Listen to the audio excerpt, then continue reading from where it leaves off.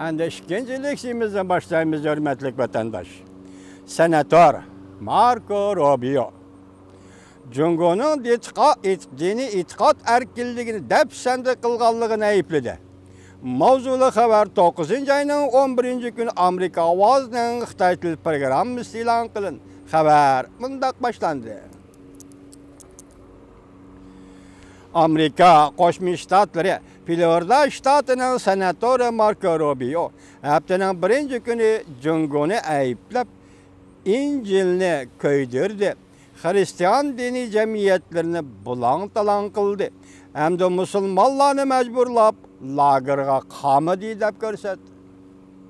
Amerika Birleşme Agentligining matbuotlarning xabarlariga asoslanganda Jungo hukumati hozir İncilni köydürüp dini cemiyetlerine taqab hem de Hristiyan muridlerini etiqatdan voz kechishga mecburlab dinsiz kompartiyaga sodiq bo'lishni kapolatga ega qilishga mecburlab dini etiqat qilguvchilarni bostirishga boshladi.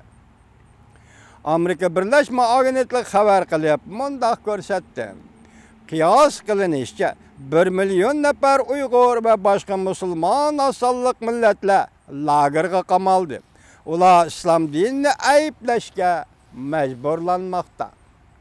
Senatör Marco Rubio Twitter'da fikir qoldirib, bu ish to'g'risida mundaq fikir qaytardi.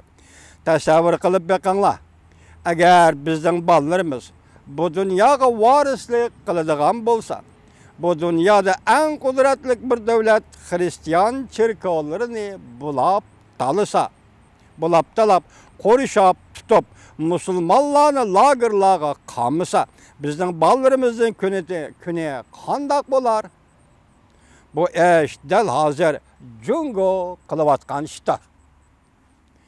İncilni köydürgenlik to'g'risidagi xabarni Jungo amaldorlari inkor qildi. Xinjiangda musulmonlarni lagerlarga qamaganligini ham inkor qildi. Amaldorlar faqat bu lagerlar tarbiyalashni maqsad qiladi debla e'tirof qildi.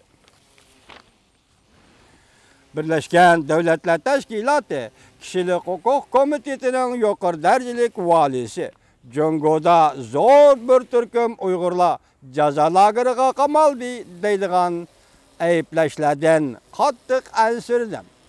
Bu ayblashning mazmuni ashularni qamadi degan mazmundan qattiq ansirdim deb ko'rsatdi. Mavzuli xabar 9. ayning 10. kuni Amerika Ovozining Xitoy Til programmasi e'lon qilindi. Xabar bundaq boshlandi.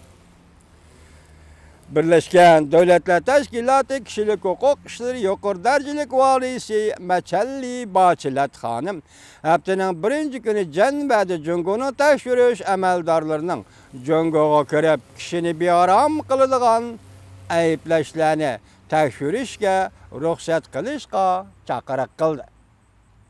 Yani kishini bezor qiladigan ayblashlar Xitoyni ayblayotgan ayblashlarga munosabatlik kishilik huquq masalalari meselelerini tekshirishga Jungo hukumatining ruxsat qilishiga chaqiriq qildi. Bu ayblashlarga asoslangan zo'r bir turkum Uyg'urlar Xinjiangda qayta tarbiyalash lagerlariga qamaldi. Machalli Bachilat Hanım Chili davlati Cumhuriyatiga prezident bo'lgan. Hozir Birleşken Devletler Teşkilatı Kişilik Hukuk Komitetining yuqori darajalik valisi bo'lgan bu xonim tunji qatim nutq so'zlaganda yuqorqi so'zlarni qildi. Birleşken Devletler Teşkilatı'nın bir kişilik hukuk gruppasi o'tgan oyda mundaq ko'rsatdi. Biz topshirib olgan ishonchlik dokladda mundaq ko'rsatildi. 1 milyondan artıq Uyg'ur qonunning sirtida yig'ilish lagerlari qamaldi.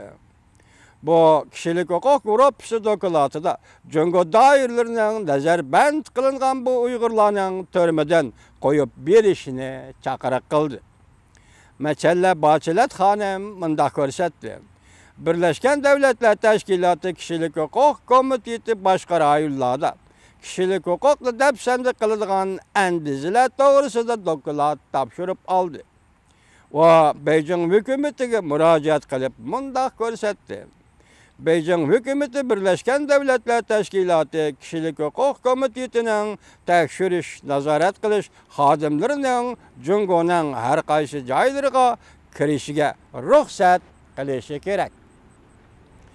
Lekin Jungo hükümeti Şinjan'da qayta tarbiyalash lager to'g'risidagi ayblashlarni inkor qilib, chet el ko'chlari tavrab turgan Şinjan rayonida davolg'osh paydo qilmoqchi deb aybladi.